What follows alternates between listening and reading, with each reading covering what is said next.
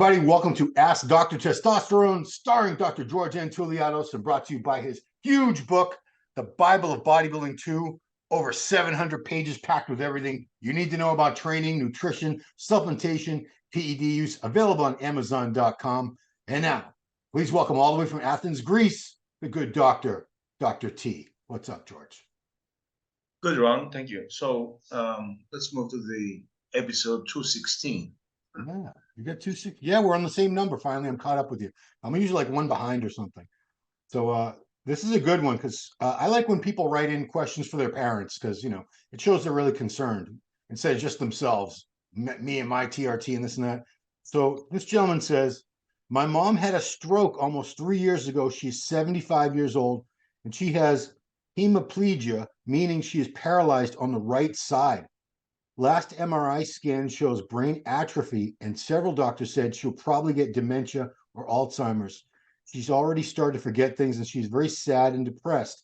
Do you know of any good supplements or medications, no matter the cost, that I could give her to slow down the brain atrophy and the Alzheimer's? Perhaps some good nootropics for the brain or some dopamine supplements to make her a bit happy? What about smth for energy? Please help. I'm desperate. Guy needs help. Well, my mother also, she's now struggling with a brain tumor, but a few years ago, she was diagnosed with Alzheimer, which is a degradation, which a downhill process. And there's no cure for that. And actually, it's the accumulation of a protein known as amyloid protein. They have a severely cortex atrophy, which is the upper layer, the cover of the brain, and the neurologist prescribes some medications in order to. I don't think it has to do with the. It was slowing down, this process, but I don't believe, frankly, the doctors believe in supplementation. Now, personally, I'm taking for my brain ginkgo biloba, pregnenolone, and also phosphatidylserine, which is also applied for cortisol, may also improve the memory. Acetyl L-carnitine also, it's helpful for the brain. Of course, the importance of exercise is crucial because it provides oxygen supply to the brain. And I remember my mother when she was taking a cardio, a walk, and also hitting the weights the way she could do, or going to the pool, she was coming back with a better, not just mood, but I think she was more sharp. I think also they believe that Alzheimer is the diabetes of the brain. It has to do with insulin resistance in the blood supply of the brain. So I think that having low A1C and not insulin resistance also will prevent this, allegedly. And also you can do some exercises for the memory, playing chess also will help, not avoid watching the television. I mean, radio is better because it stimulates the thoughts and the fantasies, Yep. Reading a book also is important. But I think your mother should definitely consult a physician, neurologist in particular. You seem to remember a TV commercial for a prescription medication for Alzheimer's. What are those? Do those things treat the symptoms? I know they don't cure Alzheimer's, obviously, but I think they slow down the process. okay, fair enough. Here's a You good know that question. Ronald Reagan passed away from Alzheimer some 20 years ago. It was really early, they discovered Alzheimer in the 21st century early. And remember, he was a president, he couldn't avoid it. Oh, wow. I mean, I think the president now has Alzheimer's, to be honest with you, Biden. But Well, I'm not a this doctor. is kind of dementia because Alzheimer, you don't recognize yourself in the mirror. Your children is devastating. Yeah. Oh, I mean, my mom had it, but she passed away before it got really bad. But I talked to so many people that their parents don't know who they are, and they say, "Who are you?" and they get mad at It's them, and crazy. it's sad. It's this is your mother, your father, and they don't recognize their own child. That's terrible. Switching back to gear stuff, post injection pain, very, very common issue with those of us who stick needles in ourselves. Is there any medicine for post-injection pain? Anything to make it not hurt or not happen? Yeah, I think anesthetic like lidocaine. Do you know this? When we go for a tattoo and they spray us with lidocaine, Lidocaine, I yeah. think sometimes they inject lidocaine along with the oily solution of the anabolic steroid. Yeah. But avoid steroids that are high in concentration. Let's say 400 testosterone, for instance. This shade of underground. Go for less dense compound like 250 of cysteine or enanthate or 200 of cypionate, because the more dense, the more pain you're gonna feel in the injection site. And also you can rub and massage it, afterwards. The worst post-injection pain I ever had in my life was from exactly what you said. T400, 400 milligrams in one, and I think I took a cc and a half, and I put it in my I put it in my quad. Big No, mistake. please do not do this again. Always shoulder and glutes are the largest departments. Okay, Yeah. if you hit the quads, you hit. Oof, It's oof. very thin the skin. You hit nerves and vessels. It Oh, sucks. dude, I thought I was gonna have to lose the leg. It was like the whole leg turned red, hot. I should So have gone to the smart. emergency room. Yeah, so don't do that, guys. Don't be dumb like me. Here's a diet question. Gluten. Is gluten really a problem for fitness or weight loss or weight control? Should we avoid gluten? Is it different for women versus men? I remember Rich Gaspar in the late 80s. There was a documentary. He said, "I'll follow the same type of diet with grams of carbs, gluten and gluten-free." So it was corn, it was rice, it was potato versus, let's say, oatmeal, pasta, and bread. He said that the gluten tends to elevate the estrogens, so you look more puffy, smoother. So I believe when it comes down to 5% body fat in bodybuilding, where you want to sculpt your physique, this is a matter of detail that, yeah, it could make the difference. I mean, you heard, America, a lot of people, USA, a lot of people are very, Apart very, from the bloating, yeah. we're talking about aesthetic perception. A lot of people eat gluten free or they avoid gluten because they feel it inflames all the systems of the body. You're in constant inflammation. Like it's But just gluten comes from wheat. how do you call it? Yeast? No, no yeast. Yeah, wheat, yeast, Wheat. grains. It's Listen, grains. Yeah, grains. I've seen wheat protein is like glue. It's like collagen. Imagine how sticky it becomes in your GIT. Oof. Yeah. I don't want to think about that. So, like Elvis, remember how Elvis was all backed up when they opened him up at the in his autopsy? That wasn't gluten. That was food for many years. Okay. PSA numbers. This is the prostate blood value that they do in your blood work. Doctor, is it common to see your PSA numbers creep up while on TRT? Well, occasionally there is an elevation as a reaction initially. We want to do this follow on the first month, but elevated PSA is a matter also of inflammation. Okay, prostatic inflammation, prostatitis. Let's say now anal sex can give you prostatitis because of E. coli that can pass to the urethra. Okay, also sexual intercourse the day before will elevate the PSA, and also riding the bike or the bicycle will also press the prostate, so it may elevate the PSA. So we need to exclude those cases before assessing the PSA. But PSA is just, a good scenario of enlargement of the prostatic gland. Doesn't mean that is the malignancy, which is the best scenario, okay, the cancer. And also gives PSA symptoms like difficulty in the urination, in the range of the urine while peeing, nocturia, that means waking up at night. That also, of course, depends on how much you drink before you sleep.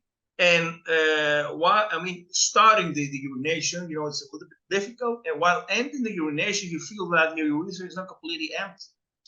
Those are some symptoms, okay? You can take supplemental for this. You can take lycopene to prevent the prostatic cancer. And definitely while on TRT, you should taking DIM from broccoli dim in order to lower the estrogen, which is the bad estrogens that proliferate the cancer cells.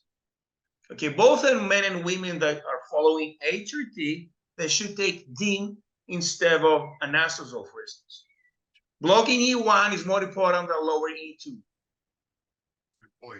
So definitely, if you're going for blood work, men, you would want to avoid ejaculating like 2 or 3 days before the blood test. Absolutely, yes. Riding the Okay. bicycle also. Okay. Yeah, and also exclude the scenario that you may have a prostatitis, because if you take antibiotics and PSA goes down, it's up to the prostatitis. All right. Another training question. We get these every once in a while.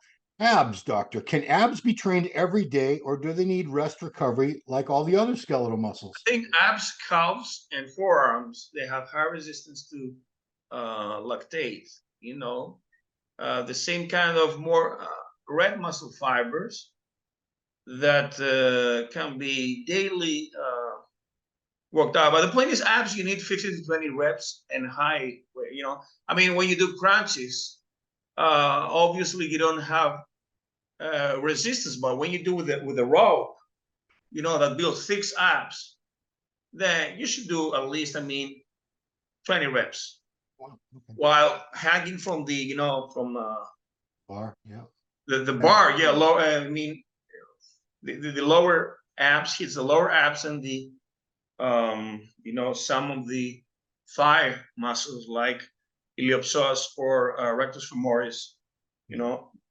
Did you ever try, doctor, going a little heavier, like 10 to 12 reps with a little more resistance on maybe like an ab machine? Absolutely. Before the shows, I want to thicken, make them thick, and also isometric contractions, like hang your legs and keep them for 10 seconds. This is how you build thickness, or do laterals and keep the weight steady for 10 seconds, what the strongmen do. Oof. This brings thickness, the isometric. That's hard. That's very hard to do. Hold those dumbbells out there. Yeah. Okay. Easy one, doctor. Is it okay to mix HGH with IGF? Why there's no point of using them simultaneously. If you increase your GH dose, you'll liberate IGF-1. So it's overkill, GH is good for fat burning, a low dose. IGF-1 stimulates no matter what muscle growth. IGF-1 is hypoglycemic after the training. Okay, GH, it's hyperglycemic, but you should do it preferably to burn fat on a low fat state. Okay, so I think the hypoglycemic matches with right after the workout, when you're doing carbs also and protein, it works like the insulin. Yeah. So if you're using HGH, you don't need IGF, and vice versa? If you use GH, you can use low dose AM and high dose, let's say post-workout, and it's like having both. Oh, okay. All right. Yeah. Now, if you have IGF-1, preferably use it only post-workout. Well, IGF is, I believe, it's far more expensive than growth hormone. Far more expensive, yeah, and it's purely anabolic. While growth hormone, it's purely fat burning at low dose, and this is what it does. Okay. We got a bodybuilding history question. Here we go. What do you think Bill Pearl and Albert Beckles knew about using steroids for so long and stayed healthy, living to their 90s? And can you replicate it for me? Haha, he says. Does the doc plan on using steroids into his 60s and 70s also? Boy. Well, I think it's up to the availability they have back then. It was testosterone and dianabol and another couple of steroids orally. There were no aromatase inhibitors. I'm not sure about diuretics. I doubt that in the 70s. They're not super dry, apart from franxane, let's say. And of course, there was no existence of synthetic GH. And I think the doses were moderate, let's say 10 milligrams of dianabol and 500 milligrams of testosterone, which is something casual now for the Beach Boys or the gym rats. And also, they were all pharmaceutical grade, legitimate, and Bill Pearl, maybe he was also blessed with good genetics, good lifestyle. Okay. I don't think Bill Pearl, I believe he claimed he was drug-free. I think he always said he didn't, but I'm pretty sure, people in the comments, I'm people out there who know a lot more about Bill Pearl than Dr. T and I. if you want to elaborate for us, but I think he Samir claimed Berot he said was, he was among his tutors, you know, his mentors, yeah, Bill I Crow. mean, I like he was very round, you know, muscle. I think he was natural earlier on, but like when he came back one last time when he was like 40 or 42 to win the NABA Universe in the early 70s. He And competed with Arnold, I think so. yeah, I don't think he beat Arnold, but I think he competed at the same show. Yeah. And he looked to me like he was on a little bit of gear, but you know what? Who knows? I mean, we'll never know. You know, he did live to be like what, 95 or something. He was, I think last year he passed. Yes. yeah, and he was a vegan. He was Really? he wasn't vegan. I think he had eggs. I think he allowed himself to eat like eggs or something, but he was mostly, X and way. Yes. yeah. Somebody can correct me because I know I'm not getting it right. Because the Bill Pearl fans out there who really know the story, go ahead and let me know in the He was comments. lifting since the Navy. I remember that he was a Marine. Yeah, I mean he competed from the 1950s into the 1970s, Yeah. but he didn't do much. Yeah. Last question. I'm a 58-year-old male on TRT, 200 milligrams cestipionate. If I add DECA, will that raise my test levels on my blood work? No, we said that it will perhaps. I don't think DECA has high affinity for HSBC binding, but perhaps it will elevate a little bit the free testosterone, but definitely not the total. Okay. So, yeah, all right, that's fair enough because that's a legitimate question because I always kind of wondered that too. All right. Well, that's all our questions, Doctor. We got New York Pro coming up this Saturday. I'm very excited to go there. We're covering it. Jose Raymond and I are going to be at the show doing all the wrap ups and You athlete know the interviews. lineup?